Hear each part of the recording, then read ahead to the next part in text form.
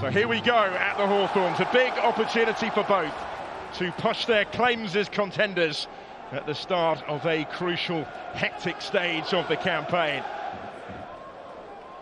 There's Furlong in some space. Jed Wallace, who will whip it in dangerously, invitingly. Thomas Asante couldn't quite capitalise when it came his way. Wonderful ball in here from Wallace. Quality service from the skipper into such a dangerous area. So difficult to defend against. And Ipswich breathing a big sigh of relief here that Thomas Asante couldn't quite make contact. Here comes the corner from Matt Phillips, flicked on and turned in. And inside 5 minutes, West Bromwich Albion in front. It all really came from the corner and the danger wasn't dealt with.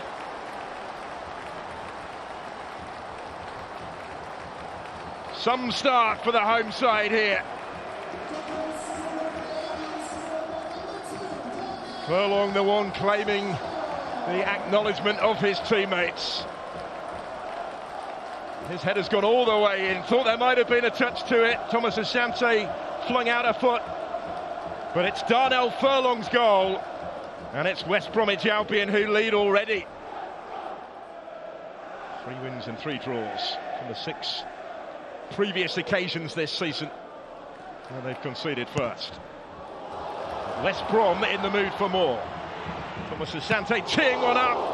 Gladkey was behind it and makes the save.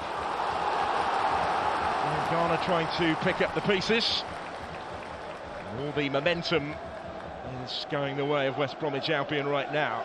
Looking to build on this hugely positive start that they've made to proceedings. Awkward one that for Gladkey. He's had a super season in goals. It's that early damage that they're still trying to undo. Forward by Hurst, into the run of Davis who goes down. Little luck in the referee's direction. And Gavin Ward not interested in the penalty appeals.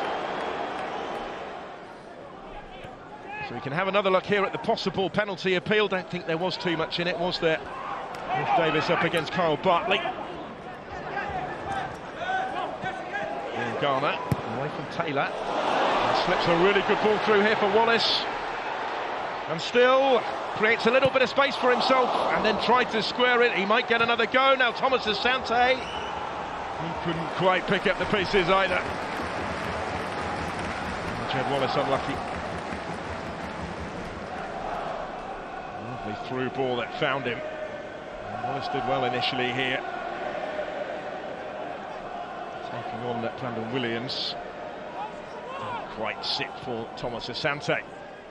Taken pretty quickly here, in by Ipswich, out by Bartley again. As far as Morsey, a little bit of pinball on the edge of the penalty area, and now the opportunity may be for the West Brom counter with Wallace.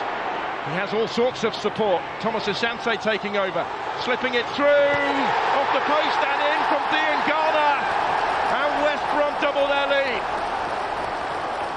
Just like that, one into the other at the start of the second half, and 2-0 to the Baggies.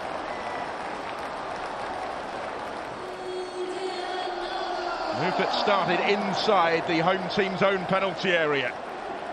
Wallace played a big part, covered a lot of ground quickly. Look at the support that he had. Thomas Asante took the touch, and Dean Garner did the rest to score his 3rd goal of the championship season. And Ipswich now have it all on. Really precise finish across the keeper. And in off the far post from Dean Garner. Impressed in that first half and has now stepped up to centre stage. It's about the only place he could have put it without Gladkey getting fingertips to it. 3rd tier. Here goes Wallace. He will reach it. Phillips arriving in the middle. There to try and turn it in, and he's just unable to do so right on the line.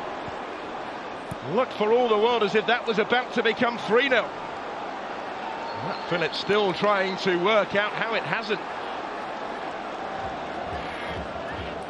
All sorts of space in behind for Wallace here. Phillips had covered good ground to get on the end of it. And it just seemed to bounce away off him, really. Wallace able to pick him out. Well, how has that not gone in? It's astonishing.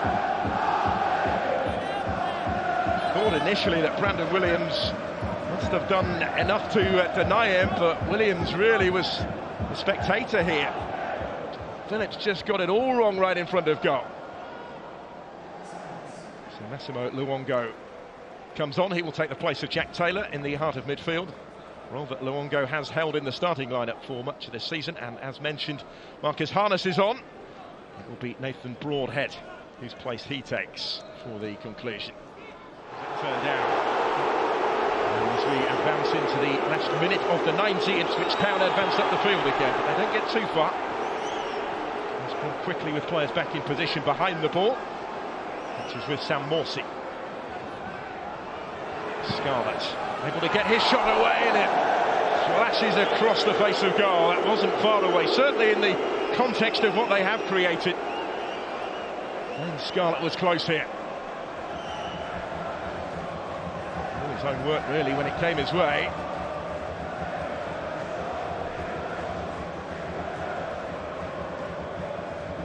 Palmer flying across his goal at full stretch would certainly have been worried for a moment.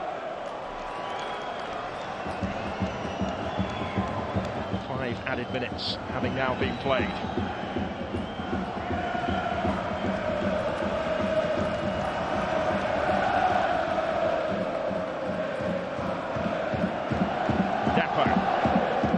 Last attack maybe for them here.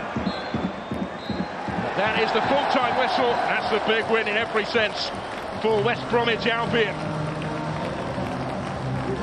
6 unbeaten now here at the Hawthorns, and they win with something to spare against previously free-scoring Ipswich Town. West Brom, having suffered that setback of their own at St Mary's just prior to the international break, are back in the winning habit at the Hawthorns here, and move up to 5th place in the championship table as a result of this win. Hugely impressive performance from Carlos Corberán's team at the start of what is going to be a key stage of the championship campaign. Questions asked of Ipswich.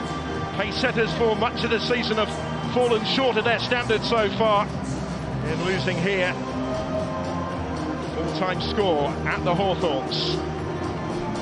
West Bromwich Albion 2, Ipswich Town 0.